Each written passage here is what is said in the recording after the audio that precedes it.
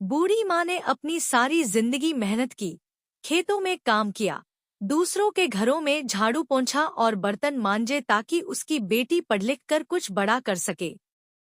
माँ का सपना था कि उसकी बेटी समाज में एक ऊंचा मुकाम हासिल करे और उसे गर्व महसूस हो। बेटी भी माँ के सपनों को पूरा करने के लिए मेहनत करती रही और आखिरकार वह दिन आ ही गया जब उसकी बेटी ने कलेक्टर की परीक्षा पास कर ली और जिला कलेक्टर बन गई। यह सुनकर माँ की आंखों में आंसू आ गए और उसे अपनी बेटी पर गर्व महसूस हुआ। कुछ समय बाद बेटी को अपने काम के सिलसिले में दूसरे शहर जाना पड़ा। अब वह इतने बड़े पद पर थी कि उसके पास नई नई जिम्मेदारियां थी और वह अपने काम में बहुत व्यस्त हो गई। धीरे धीरे माँ से उसकी बातें कम होती गईं और माँ को महसूस हुआ कि उसकी बेटी अब उससे दूर होती जा रही है। एक दिन माँ अपनी बेटी के पास मिलने के लिए शहर चली गई। जब माँ बेटी के दफ्तर में पहुंची तो वह बहुत खुश थी कि आज उसकी बेटी उसे देखकर बहुत खुश होगी। लेकिन जब बेटी ने अपनी माँ को वहां देखा तो उसके चेहरे पर कोई खुशी नहीं थी। माँ के पुराने कपड़े, उसके झुर्रियों से भरे चेहरे और झुके हुए कंधे देखकर बेटी को शर्मिंदगी महसूस हुई। वह माँ से बोली, माँ, आप यहाँ क्यों आईं? मुझे काम में बहुत परेशानी होगी, आप घर वापस जाएं। माँ के दिल को बहुत चोट पहुंची, लेकिन उसने अपनी बेटी की बात मानी और वापस गांव लौट गई। माँ ने अपने मन में दर्द सहते हुए यही सोचा कि शायद वह इस ऊंचाई पर पहुंचकर अपने पुराने रिश्तों को भूल गई है। वक्त बीतता गया और बेटी अपनी माँ से मिलने कभी गांव नहीं आई। बूढ़ी माँ के दिल में हमेशा यही टीस रही कि जिस बेटी के लिए उसने अपनी पूरी जिंदगी कुर्बान कर दी, उसी ने उसे इस तरह अकेला छोड़ दिया। आखिरकार एक दिन माँ की तबीयत बहुत खराब हो गई। गांव वालों ने बेटी को खबर दी कि उसकी माँ अब आखिरी सांसें ले रही है। बेटी दौड़ी दौड़ी गांव पहुंची, लेकिन तब तक बहुत देर हो चुकी थी। माँ का हाथ पकड़कर वह फूट फूट कर रोने लगी और उसे एहसास हुआ कि उसने अपनी माँ को किस तरह नजरअंदाज किया था। माँ ने अपनी आखिरी सांसों में केवल इतना ही कहा, बेटी, मैंने तुझे हमेशा ऊंचा उड़ते देखना चाहा था, पर मुझे पता नहीं था कि तू इस ऊंचाई पर पहुंचकर मुझे भूल जाएगी। मेरी बस यही इच्छा थी कि तू मेरे साथ खुश रहे। ये कहते हुए माँ ने अपनी आंखें मूंद ली। उस दिन बेटी को एहसास हुआ कि उसके सारे पद, पैसा और सम्मान का कोई मतलब नहीं था, क्योंकि उसने अपनी माँ के साथ रहने और उसे खुश देखने का असली सुख खो दिया था। बेटी अपनी माँ के अंतिम शब्दों को सुनकर भीतर से टूट गई थी। माँ के चेहरे की वो आखिरी झलक, वो मुरझाया हुआ चेहरा और वो आंखों में छुपा दर्द उसे हमेशा के लिए एक गहरा घाव दे गया था। माँ की बातें उसे अंदर तक झंझोड़ कर रख गईं और उसने महसूस किया कि जिस सफलता के पीछे उसने अपने जीवन की सारी ममता, रिश्ते और जज्बात कुर्बान कर दिए, उसका कोई अर्थ नहीं था। कलेक्टर की पोस्ट, सम्मान, रुतबा, सब कुछ एक पल में ही बेमानी लगने लगा था। उसे अपने हर उस पल पर पछतावा हो रहा था जब उसने माँ को नजरअंदाज किया और अपने करियर को प्राथमिकता दी।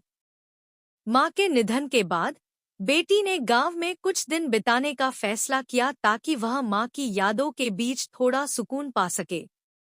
गांव की मिट्टी में माँ की खुशबू महसूस होती थी।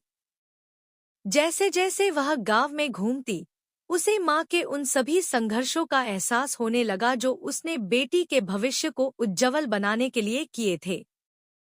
गांव के लोगों ने भी बेटी को देख अपनी पीड़ा जताई।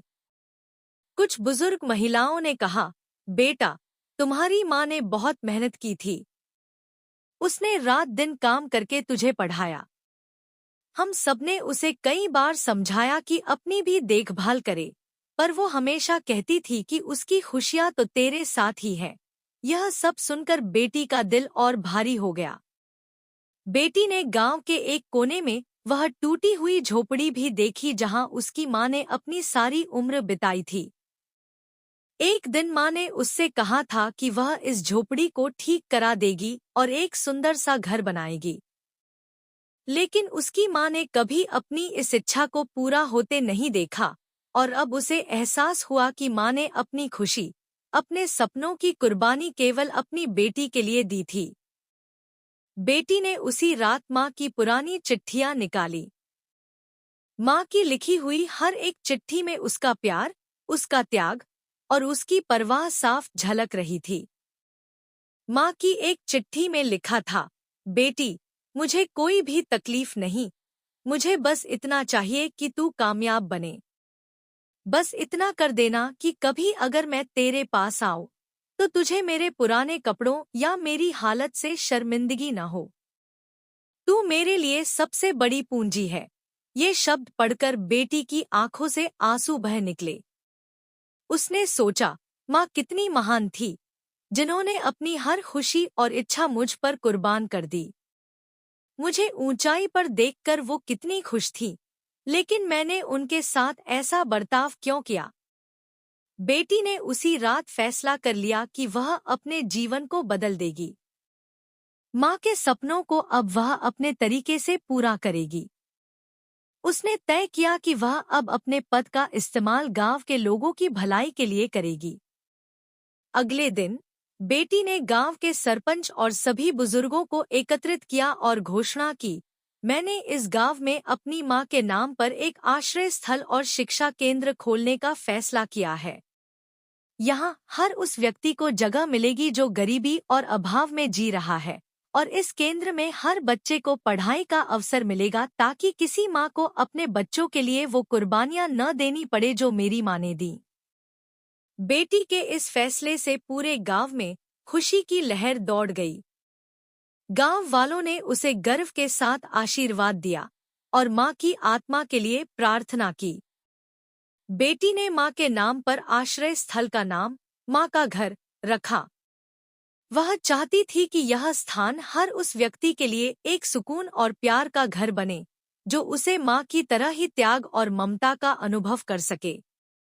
आश्रय स्थल बनने के बाद बेटी ने अपने जीवन को पूरी तरह से इस केंद्र के संचालन में समर्पित कर दिया।